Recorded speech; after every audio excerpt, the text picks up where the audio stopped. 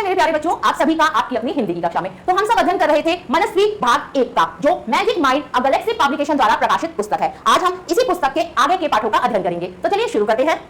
आगे बढ़ते हैं पाठ संख्या 8 की तरफ, और पाठ का नाम है री की मात्रा। री ऋषि की मात्रा। देखिए, पढ़िए और समझिए। मृग, नृप, कृषक, कृपाण, ये जो है ये क्या है? री ऋषि की मात्रा, और ये री ऋषि की मात्रा के शब्दों को पढ़िए। मृत, वृक्ष, कृषि, घृणा, कृपा, घृणा, सर्जन, कृपाण, पृथक, हृदय, अमृत, कृपया, अमृतसर, मृगराज, वृषभान, कृपावान, वृदा, मातृभूमि। बोलकर पढ़िए। वृषभान एक कृषक था, वह कृषि करता था, वह गाय भी पालता था। दादी के साथ आई, गर्मी की ऋतु थी, कृषक तरबूज उगाकर लाया। ऋचा की दादी ने कृषक से तरबूज खरीदा।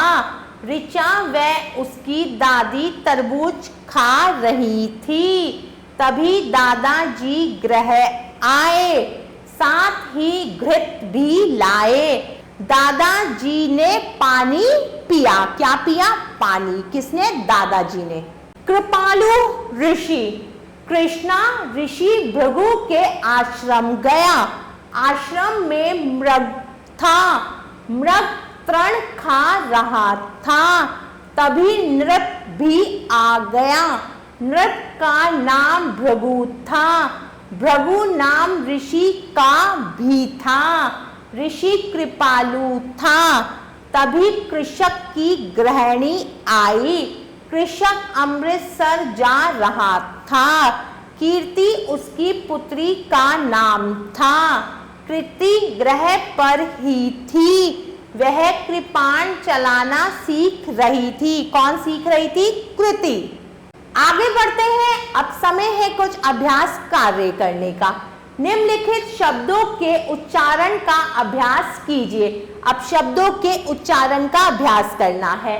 मृग, कृपा, हृदय, पृथक, मातृभूमि। आगे बढ़ते हैं प्रश्न संख्या 2 की तरफ। चित्रों को देखकर सही शब्द पर गोला बनाइए। अब चित्रों को देखकर सही शब्द पर गोला बनाना है। तो ये चित्र किसका है? मृग, घृणा, कृपा। तो ये चित्र है मृग का। आगे बढ़ते हैं। कृपाण, कृषक, हृदय। तो ये चित्र है कृषक का। आगे है प्रश्न संख्या 3। निम्नांकित चित्रों के नाम लिखिए। अब चित्र दिए हुए हैं, हमें इनके नाम लिखने हैं। तो पहला चित्र है हृदय। ये चित्र किसका है? ये चित्र है कृषक का। क री ऋषि की मात्रा, श षटकोण क। ये चित्र किसका है?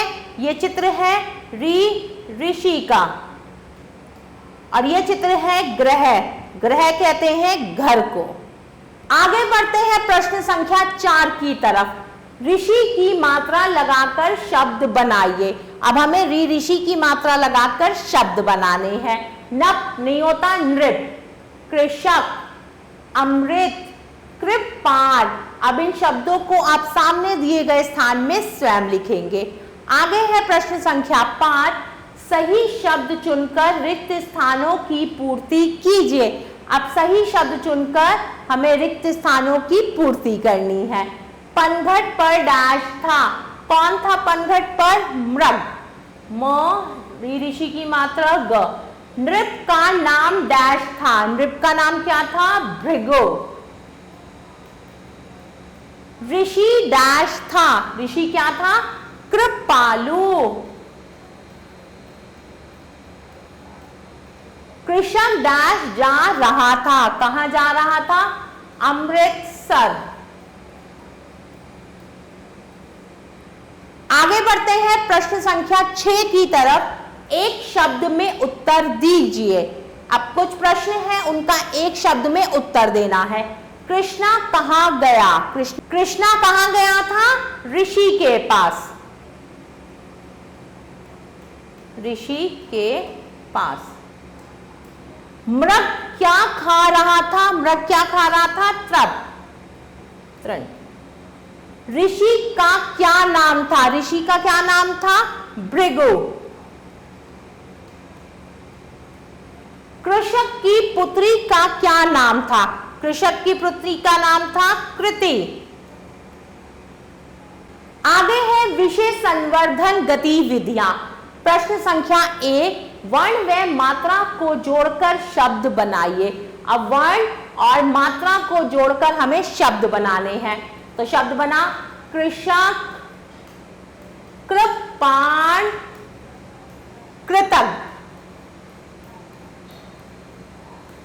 आगे बढ़ते हैं, वृथा, वृषभ, और ये बना वृक्ष। आगे है प्रश्न संख्या 2, अध्यापक अध्यापिकाओं द्वारा बोले गए ऋषि की मात्रा वाले शब्दों को ध्यान से सुनकर अपनी पुस्तिका में लिखिए। अब आपके अध्यापक या अध्यापिकाएं क्या करेंगी? आपको ऋषि की मात्रा के शब्द बोलेंगी, मतलब इमला बोलेंगी। आपको उन शब्दों को सुनना है ध्यान से और अपनी पुस्तिका में लिखना है। प्यारे बच्चों, आशा करती हूँ मैंने जो आपको पाठ पढ़ाया आपको अच्छे से समझ आया होगा। हम उन्हें फिर मिलेंगे, तब तक के लिए आभार।